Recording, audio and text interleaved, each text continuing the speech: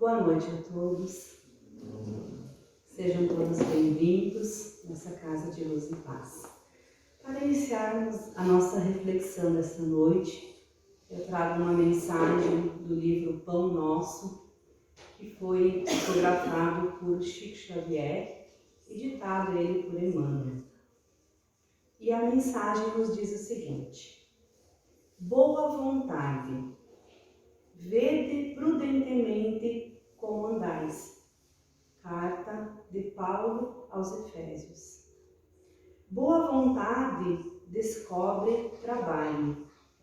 Trabalho opera a renovação.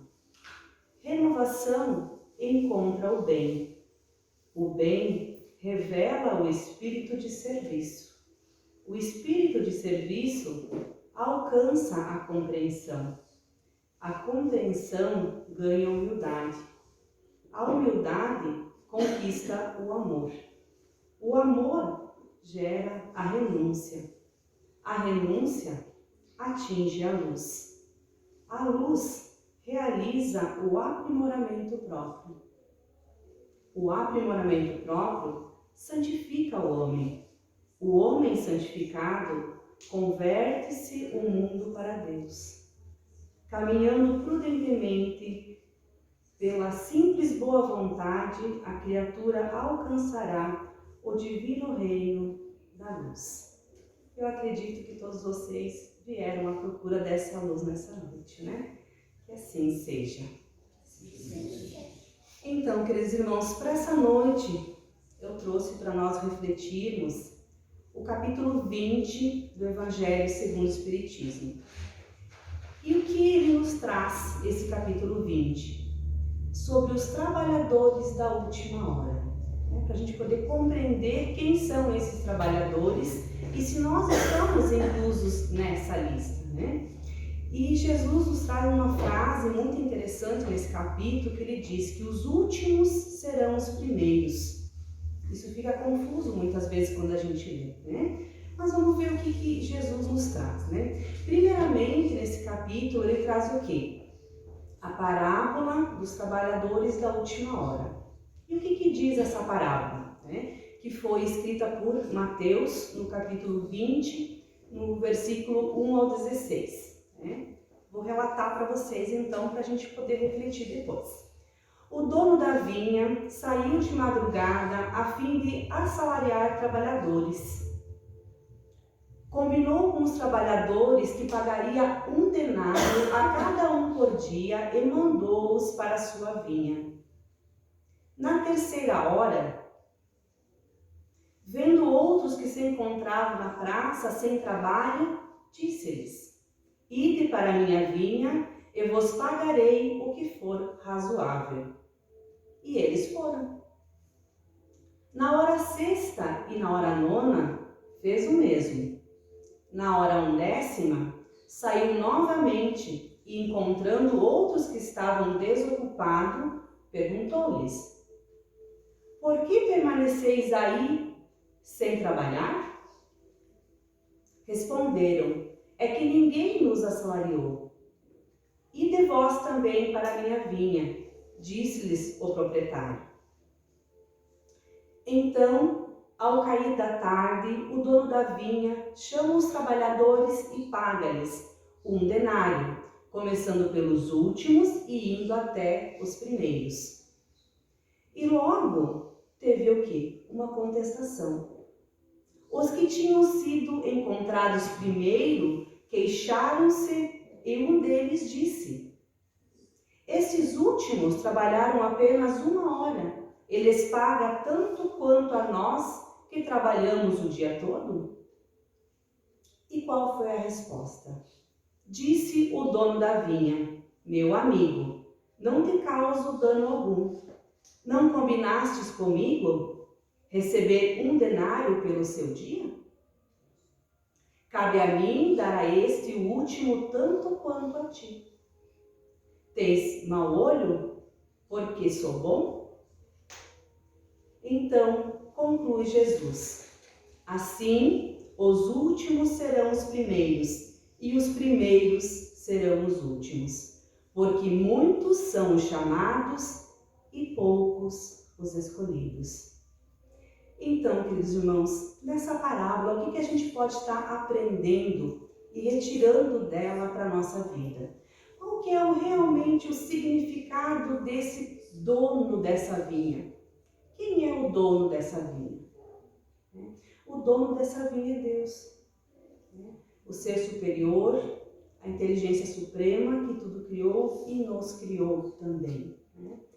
Então, se nós entendemos que Deus é o dono dessa vinha, quem é essa vinha? Fazendo uma relação com a humanidade, com todos nós aqui. Essa vinha é todo o universo. Porque Deus criou não somente a Terra, mas todo o universo que existe, que todos os cientistas vêm ao longo do tempo descobrindo. E todo esse universo vibra e interfere no nosso planeta Terra, no nosso dia a dia, na nossa vivência também. Então, a vinha do Senhor, a vinha de Deus, é todo o universo. E quem são, queridos irmãos, aqueles trabalhadores que foram chamados em horas diferentes para estar executando o trabalho? Somos todos nós. Somos toda a humanidade hoje encarnada na Terra e as que nos antecederam também. E com relação àquelas horas, por que alguns foram chamados primeiro, por que outros foram chamados depois? Como entender essa situação? Então, essas horas diferentes que cada um foi chamado, queridos irmãos, é a reencarnação. E se nós não compreendermos a reencarnação, a gente não consegue entender essa parábola de Jesus. Porque alguns tiveram que vir primeiro, com o conhecimento que tinham, para preparar o ambiente que hoje nós temos e nos possibilita sobreviver. E porque todos receberam o mesmo salário? Eu acho que essa é a pergunta que fica na nossa cabeça quando a gente ouve essa parábola. Eu trabalhei o dia todo, eu comecei no início do dia, trabalhei o dia todo e eu vou ganhar um denário, igualmente ao outro que chegou no finalzinho e simplesmente fez pouco do trabalho que deveria ser feito. Então, queridos irmãos, o dono da vinha, ele não considerou o tempo gasto para executar o trabalho, mas a qualidade do trabalho realizado. Então, sendo Deus o dono dessa vinha, sendo a vinha, todo esse universo que pouco conhecemos, sendo nós, os trabalhadores, todos os seres humanos que aqui estamos, nós precisamos do quê? De qualidade nas nossas obras. E quando eu falo qualidade, queridos irmãos, é amor, é caridade, é fazer o melhor que podemos em todas as situações, e não em dias marcados, mas em todos os minutos da nossa existência, da nossa vida. Então, os que chegaram por último, eles demonstraram boa vontade e zelo no trabalho. Esforço, constância, produtividade. E quem é que não tem direito ao salário? Vocês já imaginaram quem é que não tem direito ao salário? Aquele que não está disposto, aquele que não está à disposição do Senhor, aquele que pensa muito mais, e direciona o seu foco naquilo que é material do aquilo que é espiritual. Eu não estou dizendo, queridos irmãos, que o material não é importante. Nós estamos encarnados, vivemos num planeta onde necessitamos de tudo que é material, de tudo, podemos utilizar tudo que Deus nos deixou, mas a gente não pode dar mais importância para aquilo que é material e esquecer simplesmente do que é espiritual. Então, quem não tem direito ao salário é aquele que é chamado que não trabalhou por preguiça ou por quê? Por má vontade, né? E quais que são as consequências desse preguiçoso que fez o serviço com má vontade, né? Terá que aguardar e recomeçar de novo, né? Aí a gente volta na questão da reencarnação. Então, muitas vezes a gente se pergunta, será que reencarnação realmente existe? Então, se vocês olharem, lerem, assistirem sobre a obra de Chico Xavier, a gente tem muitas evidências da reencarnação. O simples fato da gente ver uma criança muito, na tenra idade, que tem habilidades que nem o adulto tem, a gente vê que essa criança não nasceu a partir desse corpinho, que ela traz uma carga de outras vidas de muito conhecimento. E todos nós aqui trazemos. E quem tem, então, o direito a esse salário, esse denário? Quem está disposto, Quem está à disposição do Senhor. É convidado, aceita esse convite do Senhor para trabalhar na sua obra. E realize esse trabalho com dignidade, com amor, com qualidade. E os trabalhadores da última hora, eles também têm o direito do salário, independente. Mas é preciso que a sua boa vontade na execução do trabalho, que ele haja conservado essa disposição, e trabalhe sempre a favor desse Senhor. Então, que o seu retardamento não seja fruto da preguiça ou da má vontade. Então, independente de você começar o trabalho lá no início do dia ou no final do dia, lá no início da encarnação ou lá no final da reencarnação, você deve ter boa vontade.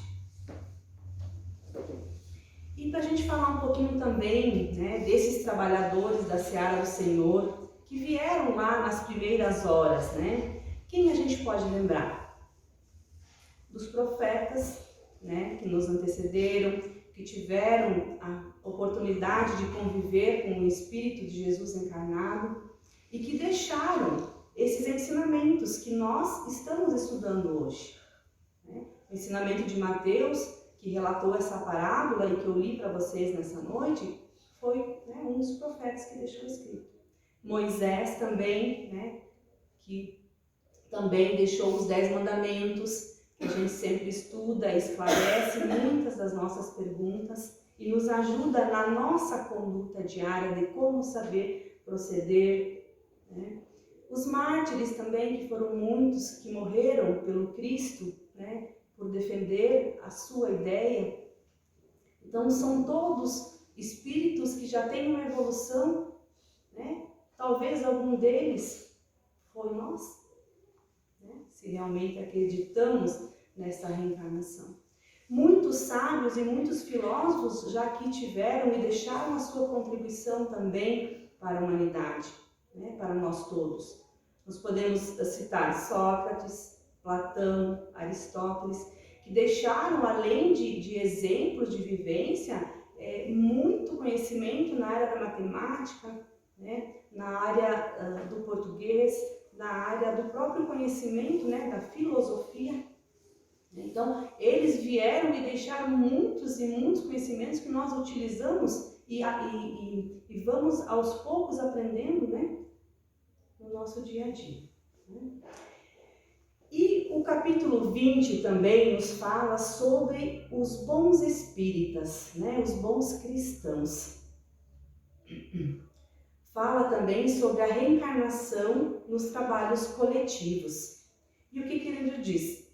Cada um aproveita os labores intelectuais dos seus predecessores. Muitos revivem hoje ou reviverão amanhã para terminarem a obra que começaram outrora. Então, muitos de nós começamos uma obra, desencarnamos, encarnamos novamente, porque não cumprimos talvez com todos aqueles detalhes que precisávamos e hoje estamos aqui de novo, para concluir essa obra. Ou para deixar uma obra para que os nossos predecessores que vierem depois de nós possam estar concluindo ou fazendo com que ela sobreviva. Então, Deus sempre abençoa a solidariedade, né? Então, devemos sempre ser solidários. E dentro também do capítulo 20, Constantino traz uma mensagem, que eu vou resumir mais ou menos para nós, que diz o seguinte: sois todos obreiros da última hora, empregai bem a hora que vos resta. Não esqueçais que a vossa existência não é mais do que um instante fugídio diante da eternidade, né? Então, aquilo que para nós muitas vezes é uma encarnação longa, com 80, 90 anos, né? É uma fagulha, é algo pequeno, né? Diante da imensidão que é o universo onde a gente vive, né? E qual que é a missão de nós como espíritas, de nós como cristãos, né? Qual é a nossa missão? E o Evangelho nos ensina, né? Nos dá uma instrução através do Espírito Erasto, né? Que ele nos diz: divulgar a reencarnação. Então, essa é a nossa missão: divulgar esse conhecimento, divulgar esse Consolador prometido a todos que quiserem nos ouvir, né? E citar para vocês, para quem gosta de ler, nós temos na nossa biblioteca muitos livros, né? Que podem trazer para cada um de vocês esse conhecimento. E hoje também nós temos muitos filmes, né? Que a gente pode assistir e aprender muito. E um filme que fala sobre a questão do bem e do mal, né? Que a gente sempre fala que o bem e o mal existem na humanidade e imperam aqui na situação que o planeta está, né? Então, o bem e o mal, eles estão agindo. E tem um filme que se chama Causa e Efeito, né? Que ele relata muito bem essa situação do bem e do mal. E isso a gente reconhece, né, em situações da nossa vida, em nós mesmos, né? Que o bem e o mal, ele oscila. A gente não está sempre bem, não está sempre mal, a gente não é sempre bom e não é sempre mal. A gente está oscilando, mas a gente está nesse planeta Terra, que é um planeta escola, justamente para aprender. E ele diz também, Erasto, né, ide e pregai, né? Não pregai com martelo, queridos irmãos, mas pregai fazendo o quê? Sacrificando os nossos hábitos. A gente tem hábitos ruins, a gente vai substituí-lo por hábitos bons, né? E isso requer sacrifício, sim, não é fácil a gente modificar hábitos, né? Mas a gente tem que tentar, né, e persistir. E a gente também, quando a gente fala em pregar, né, a gente deve sacrificar o quê? As ocupações fúteis, né? Aquilo que nos faz dar mais valor à matéria, né, do que ao espírito. Coisas que não nos trazem, não nos fazem bem, né? Coisas fúteis. Então a gente muitas vezes tem que abrir mão dessas coisas fúteis e entender aquilo que é realmente mais importante, né? Então, o que mais que nós podemos pregar? O desinteresse aos ávaros, a abstinência aos dissolutos, a mansidão aos tiranos, né? E deveis regar com o vosso suor o terreno onde tendes de semear. Então, muitas dificuldades a gente tem quando a gente escolhe um caminho, quando a gente decide seguir o Cristo e quando a gente realmente estuda sobre ele no Novo Testamento ou na própria codificação espírita, a gente entende a vida de uma forma diferente, né? A gente fala sempre que tudo pode, mas a gente acaba estudando e entendendo que nem tudo deve. Mas cada um no seu tempo, no seu entendimento, né, vai aprendendo. A quem levar os ensinos espíritas? A todos. Né? Aos grandes, quando chegar, né, a gente tentar levar esse conhecimento aos grandes, eles podem nos desprezar, né? Aos eruditos, né, eles exigirão provas. Mas a doutrina espírita, ela não é somente uma religião, ela é uma filosofia e ela também é ciência, né? Então ela anda junto.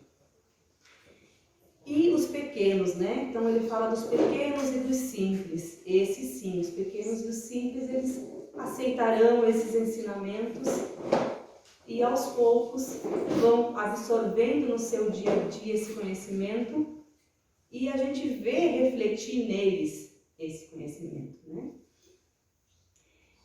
E quando a gente fala em trabalhador espírita, falo também agora nesse momento a todos os trabalhadores dessa casa e todos os trabalhadores dessa seara, né? Qual é a atitude de nós como trabalhadores espíritas?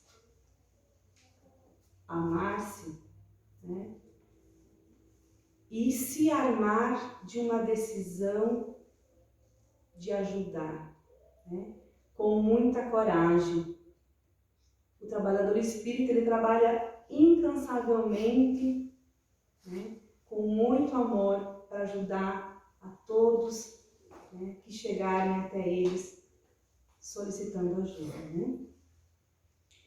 E a gente agradece também, né? Agradece a Deus pela gloriosa tarefa concedida. Né? Porque muitas vezes nós estamos nessa encarnação não pela primeira vez como espíritos, mas pela segunda, pela terceira, quarta talvez, porque não cumprimos de forma correta a nossa tarefa em encarnações anteriores, né? E o aviso que fica, né? Entre os chamados para o espiritismo, muitos se desviarão. Por quê? Né? Como a gente identifica um bom espírita, um bom cristão? Né? Quando ensinam e praticam a verdadeira caridade, levam consolo aos aflitos, demonstram desinteresse pessoal e são abnegados. Exemplificam o amor ao próximo, né?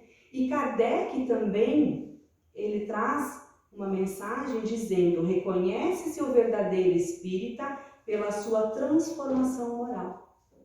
Então, reconhece-se o verdadeiro cristão pela sua transformação moral. Não precisa ninguém falar. A gente vê nele os exemplos. E pelos esforços que emprega para domar as suas inclinações. Aquela mudança de maus hábitos que eu falei, né? Então, quando a gente emprega o nosso esforço, porque muitas vezes a gente percebe, né? Quando a gente coloca a cabeça no travesseiro e faz a avaliação do nosso dia, a gente percebe que a gente agiu de forma errada. Porque a nossa consciência, queridos irmãos, ela está conosco, né? E ela nos fala. Então é importante que a gente compreenda e que a gente vá, né? Se esforçando, né? Para adquirir hábitos bons, né? E esses hábitos bons, aos poucos, no nosso dia a dia, vão melhorando o nosso ambiente em todos os sentidos, né? Na convivência com a nossa família, na convivência com o nosso trabalho, na nossa escola e assim por diante, né? E a última parte, então, do capítulo 20, ele nos fala sobre os obreiros do Senhor, né? E traz uma mensagem do Espírito de verdade, né? Muitos falam, né, que o Espírito de verdade seria o próprio Espírito de Jesus, que passava, né, algum tempo com Kardec, passando instruções para ele, né? Mas a gente deixa no ar essa informação e se atém à mensagem, né? Então, o Espírito de verdade fala que a transformação da Terra aproxima seu tempo em que cumprirão as coisas anunciadas pela transformação da humanidade, né? E os trabalhadores do Senhor, né, eles terão a sua recompensa, né? Porque serão ditosos, né? E seus dias de trabalho serão pagos pelo cêntuplo. Então, todos nós, trabalhadores do Cristo, que fazemos o nosso trabalho, né, de forma caridosa, com vontade verdadeira, com boa vontade, teremos multiplicado o nosso ganho. E nós, trabalhadores do Senhor, né, teremos dificuldades a superar, sim. Né? Teremos rivalidades, discórdias e dissensões, porque chegaremos a muitas pessoas. Né? Hoje vocês estão aqui, ouvindo essas mensagens, estudando o Evangelho por vontade própria.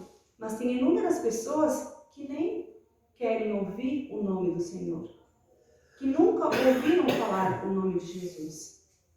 E quando a gente chegar a essas pessoas, muitas vezes a gente vai ficar triste, vai sentir dificuldade em falar isso para elas, né?